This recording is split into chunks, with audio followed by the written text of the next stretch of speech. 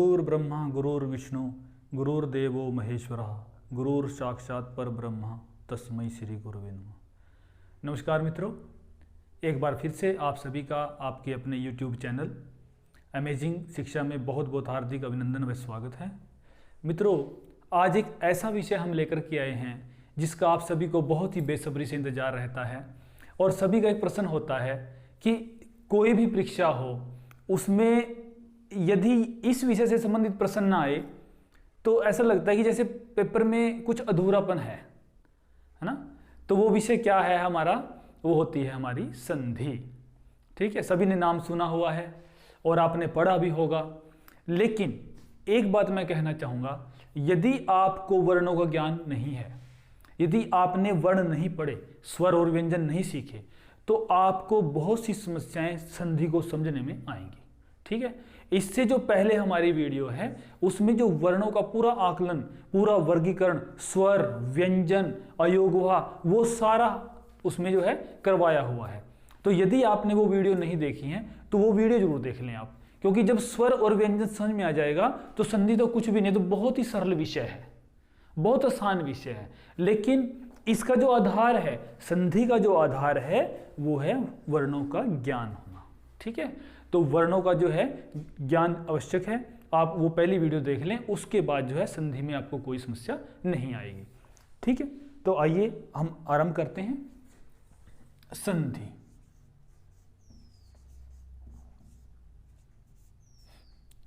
आप सभी ने इतिहास पढ़ा होगा और इतिहास में आप देखते हैं कि दो राजाओं का युद्ध हुआ है ना, और युद्ध होने के पश्चात उन दोनों में संधि हो गई। ऐसी बात आप पढ़ते हैं और देखते हैं, सुनते हैं। संधि क्या हुई? उनका समझौता हो गया, मेल हो गया, इसी को तो संधि कहेंगे ना। लेकिन अब यहां तो कोई राजा नहीं है जिसका हम मेल कराएंगे।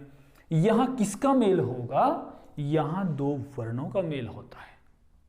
ठीक है, संधि क्या होता है, किसका मेल होता है? दो वर्णों को आपस में मिला देते हैं और दोनों को एक आदेश करते हैं। कहीं जगह क्या होता है कि एक वर्ण के स्थान पर दूसरा आदेश हो जाता है, यही तो संधि है। तो इसकी जो परिभाषा हम लिख सकते हैं वो ये लिख सकते हैं कि दो वर्णों के मेल से होने वाले परिवर्तन को संधि कहते हैं। दो वर्णों का मेल हुआ और मेल होने से जो परिवर्तन हो गया उसे हम संधि कह देंगे। ठीक है, लिखना चाहें तो लिख सकते हैं इसको कि दो वर्णों के मेल को संधि कहते हैं। जैसे मैंने यहां एक शब्द लिखा कि देव घन आलय। ठीक है, देवघन आलय। अब इसका सभी को पता होगा कि देव आलय क्या बनेगा? देवालय, है ना। अब यहां किस वर्ण की संधि हुई है, कौन कौन से वर्णों की संधि हुई है, वो समझने की बात है। मेल किसका हुआ है? देखिए, यहां व और इसमें क्या है? अ है। कुछ विद्यार्थी क्या करते हैं या कोई परीक्षार्थी, वो उनसे पूछा जाए ना कि यहां पर क्या है, वो कहते हैं कि यहां तो व है। देखिए, यहां व नहीं है, ये स्वर युक्त व्यंजन है, यहां पीछे स्वर है। यदि यहां पर ये होता, हलंत का चिन्ह यहां पर होता, तब आप कहते कि यहां व है। अब यहां अंत में व नहीं है, यहां पर क्या है? अ है। ठीक है, यहां पर क्या है? इसके पीछे अ है। तो यदि हम अ अलग कर देते हैं तो ये ऐसे लिखा जाएगा, देव अ। और अब इसके बाद क्या है आगे? आ ल य। ठीक, अब यहां पर मेल किस किस का हुआ है? देखिए, ये अ है और सामने क्या है? आ है। इस अ और इस आ को आ एकादेश हो जाता है। ठीक है, एकादेश क्या होता है कि दो वर्णों के स्थान पर एक हो जाना, यही तो एकादेश होगा। दो के स्थान पर एक आदेश, यानी यहां अ था, यहां आ था, दोनों के स्थान पर क्या कर दिया? आ कर दिया हमने। तो अब इसको हम कैसे लिखेंगे? देव आ और पीछे क्या है? ले। ये आ ना लिखें, क्योंकि ये आ और ये अ जो है, इन दोनों का जो है क्या हो गया? इन दोनों का आ बन गया। ठीक है, तो अब आ को इसमें जोड़ेंगे हम, ये व आधा है, आ इसमें जोड़ दिया तो क्या बन गया हमारा देवा, और पीछे क्या है यहाँ पर ल और य, ये बन जाता है देवालय। इस प्रकार से हम दो वर्णों के मेल को संधि बोलते हैं। ठीक है, अ का और आ का दो वर्णों का मेल हो गया, एकादेश हो गया, दोनों को एक बन गया, यही क्या है हमारी संधि है। अब जो बात मुख्य है, जहां पर अक्सर जो है बच्चे दुविधा में पड़ जाते हैं कि इसके जो भेद हैं, संधि के जो भेद हैं, उनको हम कैसे पहचानें, कैसे उनको समझें कि ये कौन सी संधि है, ये कौन सी है, ये कौन सी है। देखिए, संधि जो है मुख्यतः तीन प्रकार की होती है।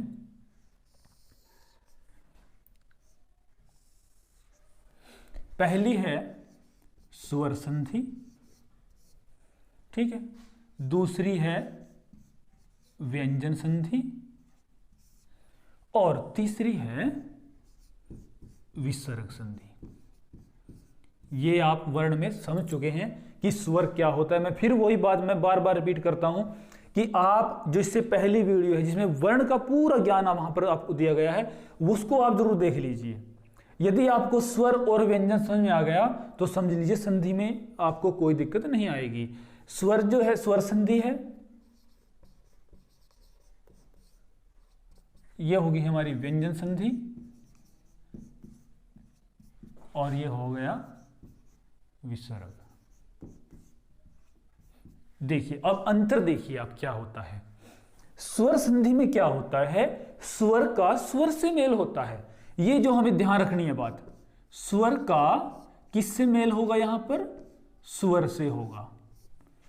ठीक, स्वर यानी जो घन का चिन्ह है, घन से पहले भी स्वर होना चाहिए, बाद में भी स्वर होना चाहिए, ये इसकी पहचान है। और स्वर हमें कैसे पता चलेगा, जब हम स्वर के बारे में पढ़ेंगे कि 11 स्वर होते हैं, कौन कौन से होते हैं, ये इसकी पहचान है स्वर संधि, यानी स्वर के बाद स्वर आए।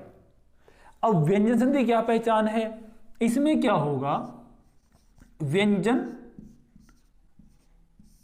और सामने क्या होगा, स्वर भी हो सकता है और व्यंजन भी हो सकता है। ठीक है, पहचान के लिए तो यही काफी है, स्वर से परे, व्यंजन से परे, है ना, स्वर से परे यानी स्वर संधि, व्यंजन से परे यानी व्यंजन संधि। आगे है विसर्ग, इसमें क्या होगा, विसर्ग से परे क्या होगा, यानी स्वर भी हो सकता है और व्यंजन भी हो सकता है। यह है इनकी पहचान। इसमें स्वर होगा, इसमें व्यंजन होगा, विसर्ग में विसर्ग होगा। ठीक, जैसे यहां मैं लिख देता हूं देव घन, अंश लिख दिया मैंने, है ना, अंश।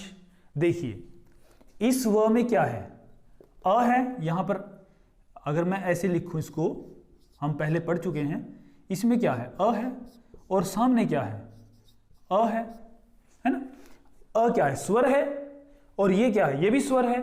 तो स्वर के बाद जब स्वर आ जाए तो ये कौन सी संधि हुई, हमारी स्वर संधि हुई। ठीक है, देवांश बन जाता है, इसको देवांश कैसे बनता है वो आगे बात करेंगे। ठीक है, ये पहचान है हमारी स्वर संधि की, यानी इसमें स्वर के साथ स्वर का मेल होगा। व्यंजन संधि में क्या होगा, व्यंजन के साथ स्वर या व्यंजन का मेल होगा, यानी यहां पर व्यंजन आना चाहिए। ठीक है, जैसे मैं बात करूं, यहां मैंने लिख दिया दिक घन दर्शन। ठीक है, दिक, अब देखिए ये जो मैंने क लिखा यहां पर, और ये तो आप देख रहे हैं हलंत, यानी इसका अर्थ क्या है कि ये व्यंजन वर्ण है।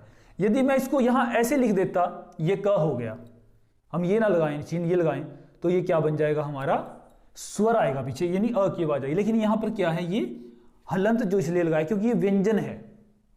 अब इसमें और इसमें देखिए अंतर है ना, यदि तो हलंत लगा हुआ है तो उसको क्या कहेंगे, हम व्यंजन कहेंगे। यदि हलंत नहीं है तो ये यहां क्या है, पीछे इसके स्वर है। ठीक, तो दिग घन दर्शन, अब दिग दर्शन क्या बन गया हमारा, इसका दिग दर्शन, है ना, ये हो गया दिग दर्शन। इसी प्रकार से उद घन ज्वल, ठीक है, उद्घन ज्वल क्या बन गया, उज्ज्वल। ठीक, उज्ज्वल, ये दोनों जो ज हैं ये आधे होते हैं, पूर्ण नहीं होते। कुछ मैंने देखा कई बार क्या करते हैं बच्चे, बहुत गलतियां कर देते हैं, इस ज को पूरा कर देंगे या इसको पूरा कर देंगे, इसको आधा कर देंगे। तो ये ऐसा नहीं, दोनों ज उज्ज्वल के जो है दोनों ज आधे होते हैं, क्योंकि ये भी देखिए आधा है और ये भी आधा है। द के स्थान पर ज, वो कैसे होगा वो आगे जब व्यंजन संधि करेंगे उसमें हम सीखेंगे। ठीक है, और विसर्ग संधि में क्या होगा, यहां पर विसर्ग आएगा, जैसे मनः अभिलाषा, मन की जो इच्छा होती है, जो अभिलाषा होती है। ठीक है, देखिए यहां विसर्ग है तो कोई भी पहचान सकता है ये कौन सी संधि है, मनः घन अभिलाषा। तो क्या बन जाएगा हमारा, मनोभिलाषा, मनोभिलाषा। ठीक है, ये बन जाएगा।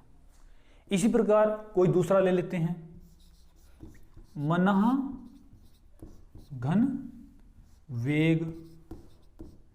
ठीक है, मनः घन वेग, तो क्या बन जाएगा यहां पर, मनोवेग बन जाएगा, मनोवेग। ठीक, मनः घन वेग, मनोवेग। इसी प्रकार सरह घन ज है, ये बन जाएगा सरोज। ठीक, इस प्रकार से इन तीनों में जो है ये अंतर है, स्वर संधि, व्यंजन संधि और विसर्ग संधि। ये समझ लें आप पहले, उसके बाद इसके जो भेद हैं उसका विभाजन कैसे कैसे होगा वो बाद में समझेंगे।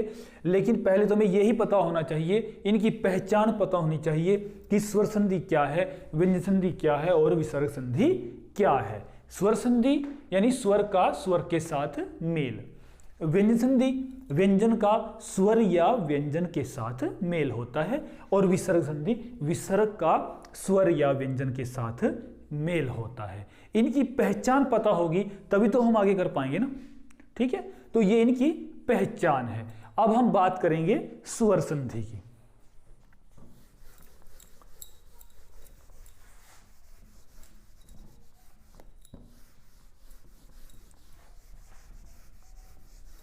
कोई भी हम विषय पढ़ते हैं उसको एक तो साथ साथ लिखें, क्योंकि बिना लिखे जो है हम उसको समझ नहीं पाएंगे।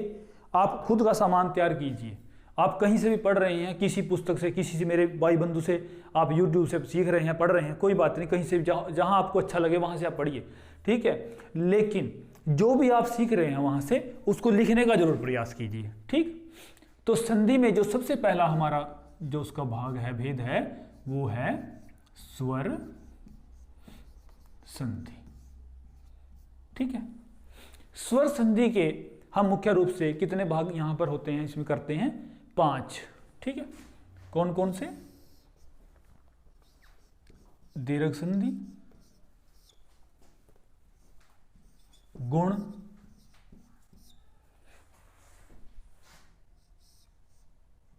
वृद्धि, यण और अयाति। ठीक है, जो स्वर संधि है उसके ये 5 भाग होते हैं। ठीक, दीर्घ, गुण, वृद्धि, यण और अयाति। तो जो दीर्घ संधि है इसमें जब हमने वर्ण पढ़े थे वहां पर हमें ध्यान होगा कि हमने दीर्घ वर्ण जो है वो कौन कौन से किए थे वहां पर। ठीक है, देखिए उसमें हमने किए थे आ, ई, उ, यही किए थे ना, ये दीर्घ हैं तीनों। गुण कौन कौन से हैं,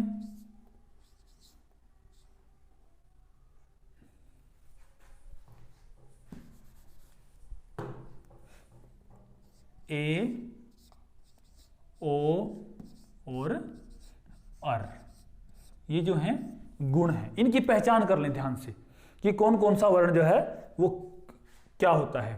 वृद्धि आई, औ और आर, ये वृद्धि होते हैं।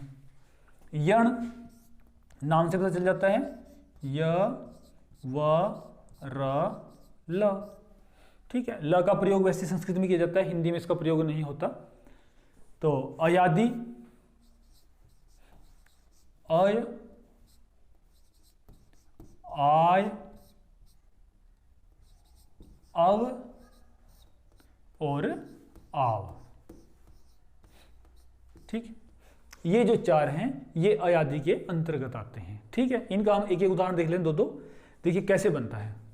आ है, अब कैसे बनता है आ, देखिए स्व घन अर्थ, ये है। ठीक, यहां क्या है, अ है और सामने क्या है, अ है। स्वर का स्वर से मेल, यही तो स्वर संधि है ना। इन सभी में पांचों में क्या होगा, स्वर का स्वर के साथ मेल। ये तो हमें पहले पता चल चुका है कि इसकी पहचान क्या है। अब अ और अ इन दोनों का मेल होगा ना, तो अ और अ मिलकर के आ बन जाएंगे। तो स्वघन अर्थ क्या बन जाएगा हमारा, स्वार्थ बन जाएगा। ठीक है, दीर्घ। उसके बाद ई, ये क्या है, देखिए रवि घन इंद्र। यहां ई है और सामने भी ई है, और ई और ई मिलकर के क्या हो गया, दीर्घ ई। ये बन जाएगा रविंद्र। ठीक है जी। ऊ है, देखिए गुरु घन उपदेश। यहां भी ऊ है, यहां भी ऊ है, तो इनको मिलाकर के क्या बन गया, गुरुपदेश। ये जो गुरु है ना, इसको बहुत से व्यक्ति कैसे लिखते हैं, देखिए ये जो गुरु है, मन किया ऐसे लिख दिया, मन किया हमने ऐसे लिख दिया, है ना, जैसा मन में आया वही लिख दिया। लेकिन ये वैसे बताऊं मैं आपको, दोनों शुद्ध हैं। अब शुद्ध कैसे हैं वो समझिए। यदि तो आप आचार्य की बात कर रहे हैं, गुरु के अध्यापक की बात कर रहे हैं, तब तो ये गुरु आएगा, गुरु घन उपदेश, गुरु का उपदेश। ठीक है, लेकिन ये जो गुरु है, जब हम लघु और गुरु पढ़ते हैं ना, लघु और गुरु बड़ा भारी, वहां पर ये गुरु शुद्ध है, वहां ये लिखा जाएगा। ये भी शुद्ध है, ये भी शुद्ध, दोनों हैं, लेकिन किस अर्थ में किसका प्रयोग करना है हमें ये समझना है। ये अगर हर्षव ऊ कर रहे हैं हम, तो ये गुरु हमारा आचार्य जी हैं, गुरु जी हैं, अध्यापक हमारे। ठीक है, और ये हैं लघु और गुरु। जब हम छंद पढ़ते हैं ना, लघु गुरु वहां करते हैं, तो उसमें हम ये करेंगे। ठीक है, तो ये है हमारे दीर्घ वर्ण जो है, आ, ई और उ, इनको स्वर्ण वर्ण भी कहते हैं हम। ठीक, आगे है गुण। गुण कौन कौन से होते हैं, ए, ओ और अर, ये क्या हैं, गुण हैं। अब ये बनते कैसे हैं ये देखना हमने। ठीक है, जैसे मैं बात करूं यहां पर, नर घन इंद्र। ठीक है, देखिए यहां अ है, र में अ है, और अ के सामने क्या है, ई है। मैं इसको अगर थोड़ा सा खोल करके लिख दूं तो शायद आपके जल्दी समझ में आ जाएगा।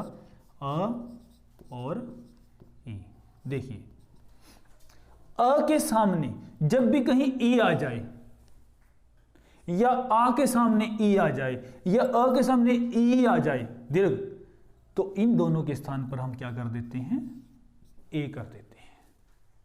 ठीक है, नर घन इंद्र, तो क्या बन जाएगा, नरेंद्र। ठीक, ये है ए। कैसे बनता है, अ के बाद ई आ जाए तो ए बन जाता है। और उसके बाद ओ कैसे बनेगा, देखिए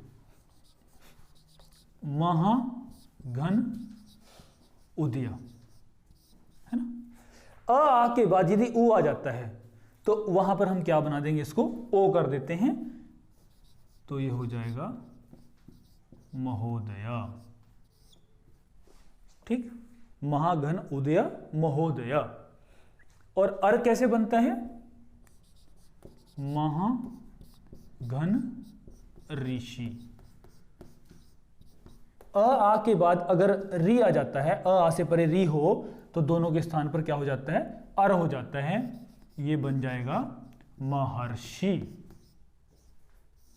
अब इसको क्या करते हैं हम लोग, महर्षि बोलते हैं इसको, जबकि ये महर्षि नहीं है, ये महर्षि है। महर्षि कैसे बनता है, देखिए मह आ अलग निकाल दें, ये आ हो गया, ठीक है, और सामने क्या है, री है। आ से परे कहीं भी री आ जाए तो दोनों के स्थान पर हम क्या कर देते हैं, अर कर देते हैं, ठीक। ये हो गया मह और ये हो गया शी। यहां ऋषि ना लिखें क्योंकि री और आ को एक आदेश हुआ है अर, तो अ हमने इसमें मिला दिया तो ये जो ह है ना ये पूरा हो जाता है, और जो र है ना वो आधा है, तो आधा तो हम यहां नहीं लिखेंगे, तो उसको कहां लिख देंगे हम, ऊपर। ये बन गया महर्षि। महर्षि बोलेंगे इसको, इसका जो उच्चारण करेंगे हम महर्षि करेंगे, ना कि महर्षि करेंगे, ठीक है। ये है हमारे गुण। वृद्धि क्या है, ऐ और औ, ऐ और औ ये होते हैं, और आर भी इसमें होता है कि ये क्या होते हैं हमारे वृद्धि। इनको अपने याद करना है कि दीर्घ कौन कौन से होंगे, गुण कौन से होते हैं, वृद्धि क्या है, इनकी पहचान याद कर लीजिए, बाकी आपको कोई दिक्कत नहीं आएगी, ठीक है। ऐ औ और आर। अब ऐ कैसे बनता है हम ये देख लें, जैसे हमने किया 1 घन 1, ठीक है, 1 घन 1। अ के बाद कहीं भी, अ से परे कहीं भी ए ऐ आ जाए तो इसको हम क्या कर देते हैं, इनको ऐ कर देते हैं, तो ये बन जाएगा एकैक, ठीक है। क्योंकि अब कैसे बना देखिए, एक हा, एक हमने अ बाहर कर दिया, इससे ये निकाल दिया, तो आगे क्या है, एक है ना।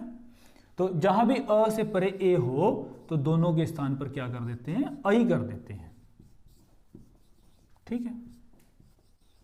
अब जब हम इसको मिलाएंगे, ऐ को यहां कर देंगे इधर, तो ये क्या हो जाएगा, एकई बन जाएगा, एकई और का।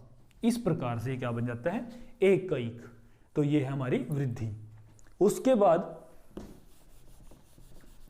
औ, औ का जो उदाहरण है वो क्या रहेगा हमारा, महा घन ओज, ठीक है। आ से परे अगर ओ आ गया, जैसे यहां आ से परे ए था या ऐ था तो उसको ऐ कर देंगे हम। यदि आ से परे ओ है या औ है तो दोनों के स्थान पर हम क्या कर देंगे, औ कर देते हैं, ठीक है। तो ये बन जाता है हमारा महौज, ठीक। और आर का जो उदाहरण है वो कहीं कभी कभी देखने को मिलता है, जैसे हम कहें वस्त्र घन ऋण, है ना। अब वस्त्र है, अ है और री है, अगर देखा जाए तो यहां पर अर होना चाहिए, है ना, लेकिन ये अपवाद सूत्र है, ये अपवाद का एक उदाहरण है, यानी गुण का अपवाद। यहां गुण होना चाहिए, लेकिन जहां पर ऋण शब्द आ जाता है, ऋण, वहां हम गुण न करके आर कर दें, केवल एक ही अपवाद है ये। यहां भी बहुत बड़ी कंफ्यूजन हो जाती है बच्चों को कि यहां तो अ से परे री है तो अर करना चाहिए, लेकिन इसके लिए स्पेशल कहा गया कि जहां ऋण शब्द हो वहां गुण न हो करके वहां वृद्धि होगी, आर वृद्धि होगी, तो इसका बनेगा हमारा वस्त्रार्ण। ये बनता है आर, वस्त्रार, आर्ण, आर बनता है यहां पर, ठीक है। उसके बाद हम बात करते हैं यण संधि की। य व र ल, ल को तो आप भूल जाइए क्योंकि ये जो है ना संस्कृत में प्रयुक्त होता है। अब बात करेंगे हम य व और र की। ये कैसे बनते हैं देखिए, अब य है, अब य का हम उदाहरण ले लेते हैं, वी घन आयाम, यही कर लेते हैं नीचे, देखिए वी घन आयाम, ठीक। ई से परे कोई भिन्न स्वर आ जाता है तो ई को हमने य कर देना है, ठीक है ना। कोई भी भिन्न आ गया, जैसे व है, अब ई के सामने क्या है, आ है है ना। तो ई को क्या कर देंगे हम, य कर देंगे यहां पर,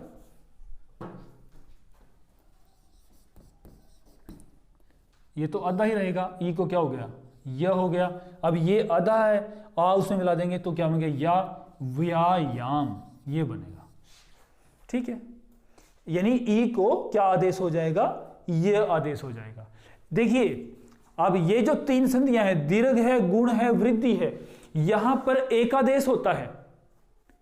ये प्रश्न भी आ चुका है परीक्षा में भी, एकादेश होगा, आदेश होगा, क्या होगा। ध्यान रखना आपने, जो दीर्घ, गुण और वृद्धि संधि है, इन तीनों संधियों में एकादेश होता है, यानी दो वर्णों के स्थान पर एक होता है। परंतु यण और अयादि में इनको एकादेश नहीं होता, इनको आदेश होता है। जैसे यहां पर ई को य आदेश हुआ है, क्योंकि पिछला वर्ण तो नहीं ना उसने लिया, उसने तो ई को य किया है, तो यहां आदेश हुआ है, न कि एकादेश। एकादेश तब कहते हैं जब दो वर्णों का एक बन जाता है। ठीक, यहां केवल क्या किया हमने, ई को य किया, तो ये क्या बन जाता है, व्यायाम। ठीक, ये हुआ। अगर मैं ऊ की बात करूं, वह है अनु घन इति, ये है ना, अनु घन इति। तो ऊ को क्या हो जाता है, वह हो जाता है, ऊ के स्थान पर वह। यदि ऊ से परे कोई भिन्न स्वर है तो ऊ को क्या कर देंगे हम, वह कर देंगे, तो ये बन जाएगा हमारा अन्विति। ठीक है, अन्विति।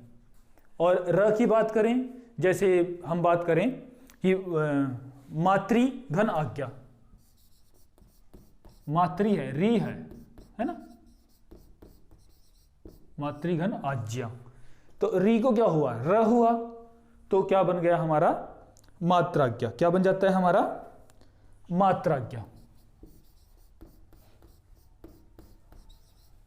ये है मात्राज्ञा। ठीक है, री को र, मात्राज्ञा। तो ई को यह हुआ, ऊ को वह, री को र, इस प्रकार से। वैसे री को ल होता है, वो यहां आपको जरूरत नहीं पड़ने की उसकी। अब आ जाइए अयादि संधि। अब ये अय, आय, अई, अव, आव कैसे बनते हैं। देखिए हमारे पास ये चार वर्ण है, ए, आई, ओ और औ। ठीक, किसके बनते हैं, ए को अय बनता है, आई को आय बनता है, ओ को औ बनता है और औ को आव बनता है। कैसे, ने, ठीक है, घन अन। अब यहां ए है और सामने क्या है, कोई भी स्वर है, तो ए को हमने क्या करना है, अय आदेश करना है। जैसे मैं यहां बात करूं, न, ए बाहर लिख देते हैं हम यहां पर, ठीक है, उसको आसानी होगी आपको समझने में। देखिए ए है ना, तो ए के स्थान पर हमने क्या कर दिया, अय आदेश कर दिया, अय। ठीक है, और सामने क्या है, अन, तो अ इसमें जोड़ दिया हमने, क्या बन गया, न, और अ इसमें जोड़ा तो क्या बन गया, य, और आगे क्या है, न। इस प्रकार से क्या बन जाता है, नयन। ठीक, ये नेघन अन नयन, ये है हमारी अयादि संधि। इसी प्रकार से अई को आय मैं यहां करूं कि नई घन अक। ठीक है, नई घन अक क्या बन गया, नायक। अई को क्या आदेश हुआ, आय आदेश हो गया, तो ये नायक बन गया। इसी प्रकार से ओ कैसे बनेगा यहां पर, नहीं, ओ का अव कैसे बनेगा। देखिए भो घन अन है ना, अब ओ है यहां पर, ओ को क्या आदेश हो जाएगा, अवादेश हो जाएगा, ओ को अवादेश, तो ये बन जाएगा भवन। ठीक, यानी ए को अयादेश, आई को आयादेश, ओ को अव आदेश और औ को क्या हो जाएगा, आवादेश। वो क्या होगा, पौ घन अन, इसका बन जाएगा पावन, यानी कि पवित्र। तो ये जो स्वर संधि के 5 भाग हैं उसकी पहचान ये हमने यहां पर किया। पहले संधि के जो वर्गीकरण किया, स्वर संधि, फिर व्यंजन संधि, फिर विसर्ग संधि। स्वर संधि को हम कैसे पहचानेंगे वो किया हमने। उसके बाद व्यंजन संधि होगी कि व्यंजन के बाद व्यंजन या स्वर आ जाए, और विसर्ग संधि में विसर्ग के बाद स्वर या व्यंजन आ जाए। ठीक है। उसके बाद स्वर संधि के हमने 5 भाग यहाँ पर लिखे हैं, क्योंकि स्वर संधि के 5 ही भेद होते हैं, दीर्घ, गुण, वृद्धि, यण और अयाति। इन तीनों संधियों में एकादेश होता है और इन 2 संधियों में आदेश होता है, ये ध्यान रखें हम। और मोटा मोटा सा मैंने क्या बताया कि आपको ये कौन कौन से, ये आप याद कर लें पहले तो, कि दीर्घ कौन कौन से हैं, आ, ई, उ। गुण कौन कौन से हैं, ए, ओ और अर। वृद्धि कौन से हैं, ऐ, औ और आर। और यण य, व, र, ल। और अयादि क्या है, अय, आय, अव और आव। अगर आपने वर्ण, मैं फिर वही बात कहता हूं कि यदि आपने इससे पिछली वीडियो, इससे पहली जो वीडियो है उसमें वर्ण नहीं पढ़े हैं तो वर्णों को जरूर समझ लें, उनको देख लें आप, क्योंकि बिना वर्ण को समझे आप कैसे आप इसको कर पाएंगे, बहुत ही असंभव लगता है, कठिन प्रतीत होता है। ठीक है, तो इसको आप स्क्रीनशॉट ले लीजिए और साथ साथ लिखते चलें और इसको समझ लें ध्यान से। ठीक है, तो मैं आप सभी के उज्जवल भविष्य कामना करता हूँ। आज की कक्षा जो है हमारी यहीं पर संपन्न होती है। सभी को जय हिंद, वंदे मातरम।